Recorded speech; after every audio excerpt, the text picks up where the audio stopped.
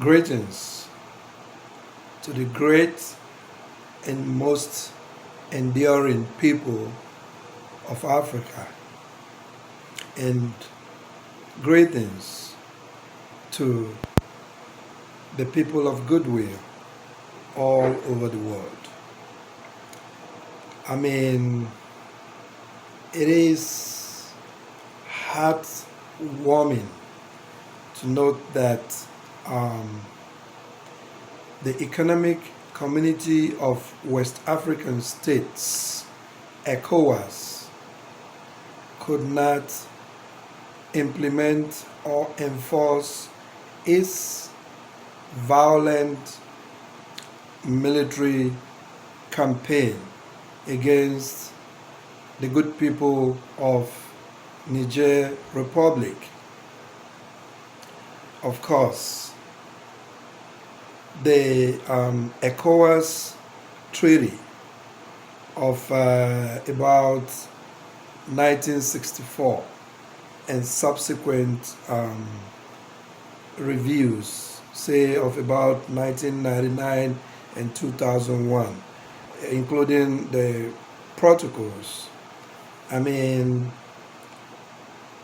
does not stipulate military intervention as the first option, especially against member nations. Military intervention is supposed to be the very last option. There are a series of peaceful, subtle options that precede the last option, which is of course unnecessary, because even though it is a military coup in Niger, nobody was killed. There is no genocidal act. Unfortunately, the so-called democratically elected president, who is accused of in cahoots with the Imperialists, especially France. Unfortunately, he is arrested. This is something that could be negotiated with ECOWAS, even with emissaries from Burkina Faso and Mali, which also happen to be West African countries, members of ECOWAS, which happen to have been taken over by military recently. And the question is, why is it that ECOWAS did not threaten military intervention in these two states? Why Niger Republic? Is it because Niger Republic decided to cut uranium and gold processing away from France, the criminal imperialist, the imperialist country that continue to enslave or call it colonize, say about 14 West African nations or African nations to this day? All that noise lies that colonization ended in the 50s and independence was granted Africans happen to be lies, because there were a series of so-called post-colonial agreements imposed on about 14 African countries by this criminal country by the name France. Very wicked country indeed, that don't even care about humanity, don't respect Africans, yet is talking about democracy. This is the same country that sponsors coup when it likes, just like America. America sponsor coups and break all the international norms when it wishes, just like it did in Iraq, just like it led so-called NATO to invade Libya and destroy Libya, killed Gaddafi. Unfortunately, they used Obama, who happened to have link to Africa, being that his dad was African, right? Something that Europeans were not able to do for decades, something that American presidents were not able to do for decades. They used a black man to do that. So these Europeans and Americans, they believe they can conveniently clash Africans against themselves, just like they did during slavery, just like they did during colonization and after colonization, by way of splitting Africans into multiple units, multiple countries that mostly don't mean anything, right? Put artificial boundaries between brothers and sisters, all right? Just as a way to perpetually divide Africans and continue exploitation, all right? Look at what Russia is doing. America and no country in Europe has been able to plan or even threaten military attack against Russia.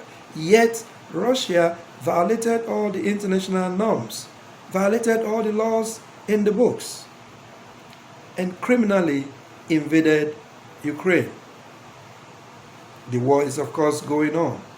Even though America and other countries of Europe decided to come together and kind of aid Ukraine with arms and maybe some sort of logistics, training, and so forth, they have not directly or indirectly threatened Russia with military intervention.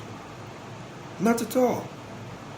So why must ECOWAS wake up one morning without thinking even of its own policies and jump into given ultimatum, 1 week ultimatum, or we hit you with military attacks? Of course, what has happened during this 1 week period shows that what happened in Niger, even though it's a military coup, is welcomed by most of the people in the country. Students, market women, you name it. In short, as reports have it, the biggest, largest university in Niger, the students there have declared that they are going to do whatever it takes to lay their bodies down, to fight, to defend their country by way of supporting the military. If military intervention is the option that ECOWAS decide to take. All right? So why Niger? If not that ECOWAS feel is going to get money and all those other kinds of support from France and from America and so on and so forth. America is also there. America has presence there in Niger, right? It has over 1,000 troops there. There is a military base, American military base there.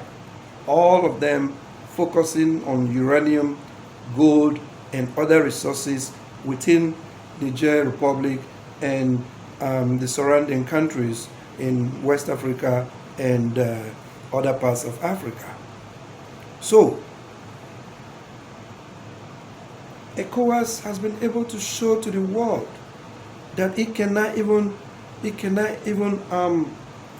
sponsor its own military or otherwise intervention without Europe or America aiding her. So why are you people countries? The same thing with AU, African Union. The European Union sponsor AU almost 70%.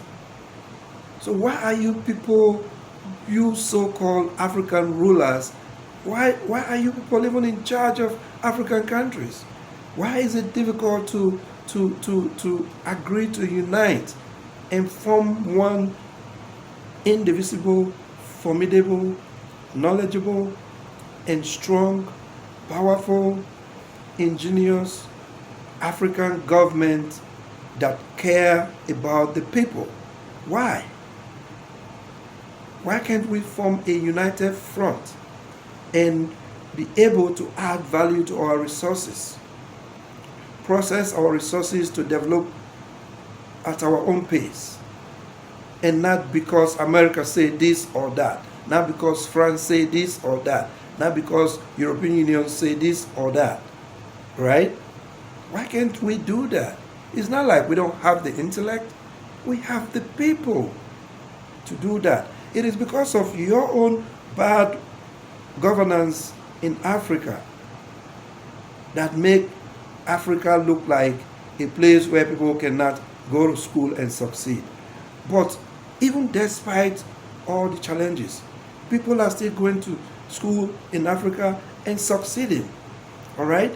Not to talk of Africans when they leave the continent and travel abroad, where the environment is a little more conducive, they do even far more better.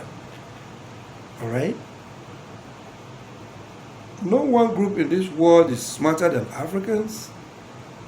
Every group in this world, every nation or every continent have smart people.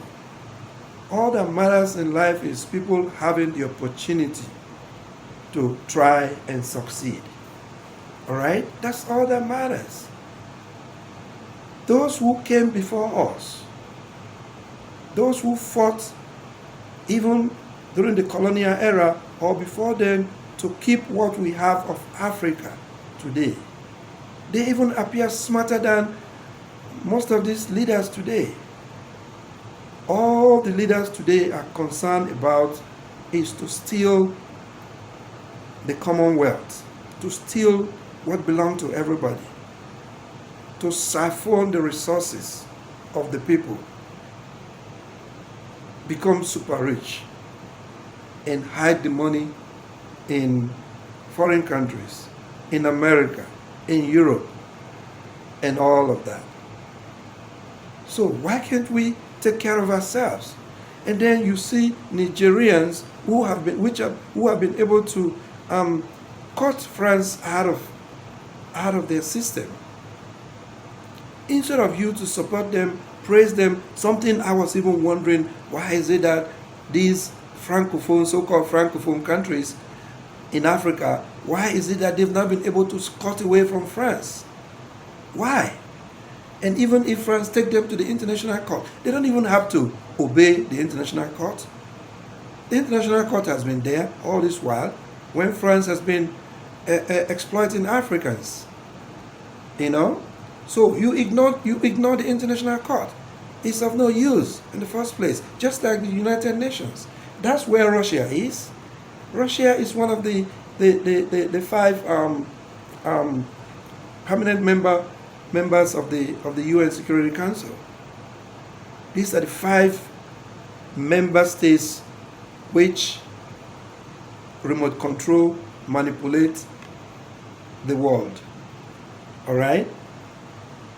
And so the world is, America, Europe, all of these people are talking about democracy.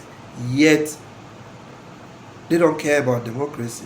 They don't care about government of the people. They don't care about the will of the people. The mere fact that you have representative government doesn't mean, that's the best government. After all, those who represent the people, they don't come back to the people all the time and ask them what they want, what kind of policy they want them to put forward. Special interests manipulate them, sponsor their elections, and then they do the biddings of special interests and corporations. the super rich. That's what they do for the most part, even in America. So what is it about democracy that you guys are talking about? All right? It doesn't matter whether it is military or civilian, provided the people are getting the kind of leadership and the kinds of development that they deserve and are getting. We saw it in Libya before America and so-called NATO destroyed it. Even though Gaddafi outstayed his usefulness for about 40 years, Gaddafi did what no country in Africa, has been able to do, being debt-free. I doubt if there is any other country in the world that is debt-free. Not even the United States of America, not even France, you name it, not even the UK. You're talking about democracy. The United Kingdom has a monarch, right? The queen was there before she passed, and now the king. And then you guys are talking about democracy. Who elected King Charles, or what is it called? Who elected him? But it's ruling over the people, and even ruling over so-called Commonwealth of Nations. All right? So what kind of democracy are you guys talking about? It appears the ECOWAS rulers don't even understand how the world works. They don't even follow their own principles. Not to talk of the principle of non-intervention as laid out in the so-called international law, which provides that external forces, or there cannot be any external intervention in a domestic affairs, except where there is the case of genocide. We've also seen cases where there have been genocide, and then the world sit down and watch, especially if it's Africa. We saw it in Rwanda. The West did not come to help. Almost 1 million people were slaughtered. And then they're here talking about democracy. America planned and used people to execute coups when it wishes. It bombed any country it wants when it's in its best interest. So what kind of democracy are you guys talking about? Who are you deceiving? You guys will not tell me that you didn't know that France was still colonizing African countries since so-called independence. All right? So, but the good thing is that ECOWAS was not able to carry out this attack, this unholy attack. But we're not sure what might happen in subsequent days. I wish ECOWAS would think. I wish the members, the leaders, the rulers, whatever they're called, would think and not act in their mental slavery. All right? Or not act in their colonial mentality, because the mentality they've been using all this while is colonial mentality. Everything most of the leaders in Africa do happen to be colonial mentality as laid down by the colonial masters. That you use gun, use force to steal land that doesn't belong to you if there is oil in that land, just as the case in Nigeria, where they make laws, those who claim to be majority, Hausa Fulanis and Yorubas, Igbos, they make laws that confiscate lands that oil is found, but that same law doesn't apply to other lands where oil is not found. But there are other solid minerals like gold and you name it. All right? So that's the kind of mentality. How to use force, how to use guns to take what doesn't belong to you. That's colonial mentality. How to destroy your own people. That's colonial mentality. Okay? That's not even the African way. All right? So I wish you would think properly and not act as if you guys are dead brains. You have to act to support your own people, irrespective of what happened. America, like I said earlier, nor European countries, you will not see them attacking another European country because of democracy. They resolve whatever issues peacefully and amicably. We can do the same thing in Africa. It's not about force. Okay? After all, when it comes to force, you guys have not been able to even bring about peace and security, as the case in Nigeria. They make it look like they have all this powerful force that can run over Africa in 1 minute, but then they cannot even fight Boko Haram. Cultists everywhere, fear everywhere. All right, in the country, something you will not find under the military regime, even though the military also have their own issues. The kind of corruption in Nigeria today and several other African countries would not be if it's under military regime. The military has its own problem. It has its own corruption issues, but not in the magnitude that we know it today. In Nigeria especially, where everybody sit down, everybody wants to become politicians because that's the place where the highest money is. That's where people just share money, steal oil, government officials and oil companies and you name them. They're stealing oil, using badges to steal oil, and then they will lie and say locals, even though the way they maltreated the locals, the owners of the land, the owners of the oil, made some young people who don't have any job and don't have any future to go into like minimal bunkering and all of that. Just recently, the big badge that was found, taking like tons and tons of tens of millions of barrels of oil. What did they say they did? They said they burned it, they blew it. Right? They blew it. How would you blow up something you caught as evidence in crime? Is that not stupidity? Who think like that? That you caught somebody stealing and you caught that person with the items he or she stole, and you took that item and you claim you burnt it, you destroy it, instead of using it as evidence to prosecute that person.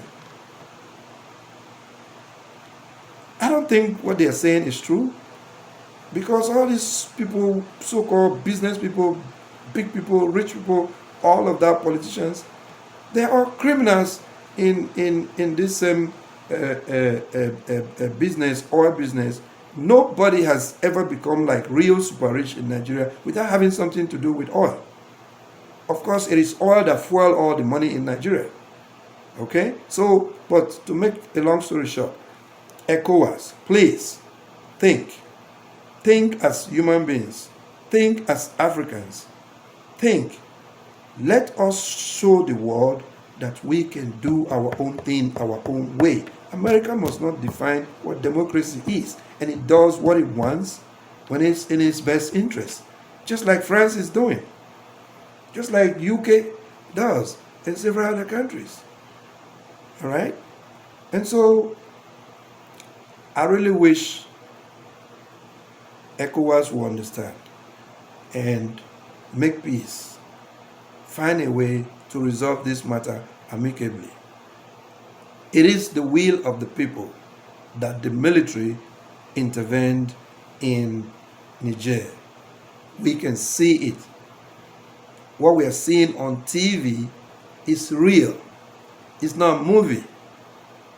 Okay? It's not a movie. It's not fake. All right? It's not a prank. It's real. We saw it in a massive stadium where people came out in support of the military. That is to say that the government that you call democratic that was ousted was not living up to its promise. So why not give the military a chance to try to set up something new? I mean, I don't support the military like coming and staying and overstaying as they always do. But if the military can come, hold these criminals accountable, and then try to, put up something that is more credible and is people-centered, then why not? We've seen military succeed. We saw it in Ghana. We saw it in Libya. All right? And the 36 states in Nigeria were created by the military. Civilians haven't created any state. All right? The military created 36 states of Nigeria, including Abuja. All right? There was water and electricity when I was coming up in those days in Ogoni. The military did much of the development, even though the military was corrupt. This level of fear in Nigeria today because of crimes, because of criminality, because of cultism, because of terrorism, was not the case. All right? So the military has its problem, but it also has its good. What we've seen under civilian government is criminality of the highest order. Right?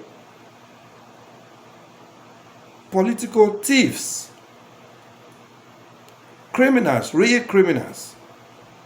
They steal even the listing given them to share with the common poor masses. They steal it and hide it. Some of them hide it and it got wasted. That's how wicked this so-called civilian government or politicians are.